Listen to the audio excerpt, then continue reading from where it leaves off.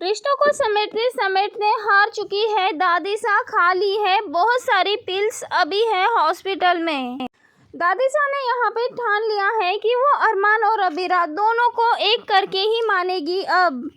जी हाँ दोस्तों, क्योंकि यहाँ पे दादीसा अब किसी भी तरह से दोनों को एक करना चाहती है और इन सब में दादीसा की ही प्लानिंग थी कि अबीरा और अरमान दोनों साथ में होली खेले और एक ही जगह पर खेले,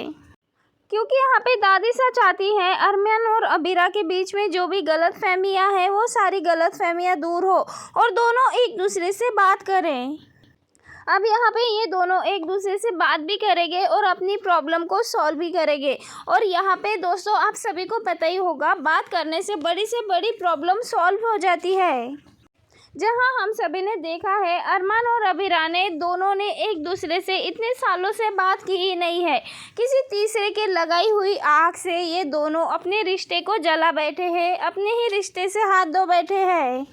इन दोनों के बीच में कभी तीसरा इंसान पड़ा है तब बात बिगड़ी।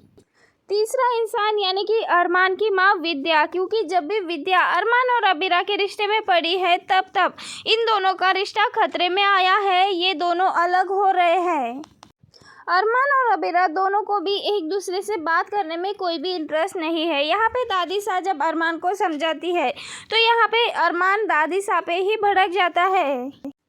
यहाँ पे अरमान कहता है कि दादीसा, इस लड़की ने तो मुझे धोखा दिया है, मेरी बेटी को धोखा दिया है, लेकिन आपसे ये उम्मीद नहीं थी, आपने भी इसके चलते मुझे धोखा दे दिया। वहीं यहाँ पे दादीसा बहुत कुछ समझाती है और दोनों को साथ में रहने के लिए भी कहती है, दोनों को एक दूसरे से बात करने के लिए कहती है। वहीं अब दोनों एक दूसरे से बात करते हुए नज़र आने वाले हैं, अपनी गलतफहमियां दूर करते हुए नज़र आने वाले हैं, लेकिन ये सब कुछ सिर्फ और सिर्फ भांग के नशे में होने वाला है, क्योंकि बिना भांग के नशे के ये दोनों एक दूसरे से बात नहीं कर सकते और ना ही एक दूसरे की बात सुन और समझ सकते हैं। भांग के नशे में ये दोनों एक दूसरे पे अपनी जान लुटा देंगे, लेकिन जैसे ही ये दोनों भी होश में, ये दोनों भी एक दूसरे के जानी दुश्मन बन जाएंगे। आखिरकार इन दोनों के बीच में एक कैसा प्यार है, तो दोस्तों आप सबको बता दें, ये प्यार नहीं बस एक ड्रामा है जो कि सालों से अरमान और अबीरा के बीच में चलता आ रहा है और इन सब का कोई भी अंत नहीं है। जब तक कि ये दोनों चाहे एक हो जाए या फिर हमेशा के लिए अलग हो जाए, तब तक इस कहानी का तो अंत नहीं होगा। यहाँ पे हम देखते हैं कि दादीसा की कार अबीरा के गैरेज के सामने आके ही बंद पड़ जाती है और तब वहाँ पे सारी अफवाह फैल जाती है कि कार में एक लेडी बेहोश हो चुकी है।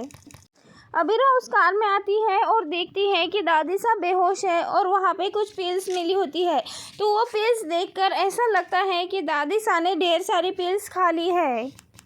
तो यहाँ पे अबीरा दादीसा को हॉस्पिटल लेके जाती है और तभी डॉक्टर अरमान को कॉल करके कहते हैं कि आपकी दादीसा की हालत बहुत ज़्यादा सीरियस है। यहाँ पे दादीसा की हालत तो नाजुक बताई जाती है, लेकिन यहाँ पे दादीसा चाहती है कि एक बार वो अरमान और अबीरा दोनों को साथ में देखे,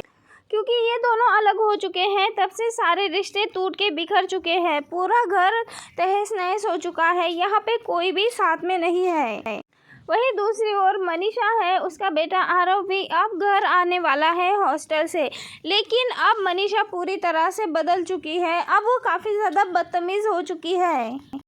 और यहाँ पे जब उसका बेटा आएगा तो वो अपने बेटे को भी प्यार नहीं दे पाएगी, बल्कि उसके साथ भी बदतमीज़ी करती हुई नज़र आएगी, क्योंकि दोस्तों प्यार तो उस घर में अबीरा ने करना सिखाया था और यहाँ पे अबीरा ही नहीं है, तो ऐसे में उस घर में प्यार भी कैसे रहेगा। यहाँ पे दादीसा अपनी आखिरी इच्छा बता के दोनों को साथ में लाने की कोशिश करती है और यहाँ पे ये देखना काफ़ी इंटरेस्टिंग होगा, क्या दादीसा की इच्छा अरमान और अबीरा मानते हुए नजर आएंगे, क्या अब वो दोनों भी एक दूसरे के साथ बात करेंगे, क्या दोनों फिर से एक दूसरे के साथ आ पाएंगे या नहीं, ये देखना काफ़ी इंटरेस्टिंग होगा। वेल दोस्तों, आप सबको क्या लगता है, अपनी राय कमेंट्स के ज़रिए हमें ज़रूर बताएं।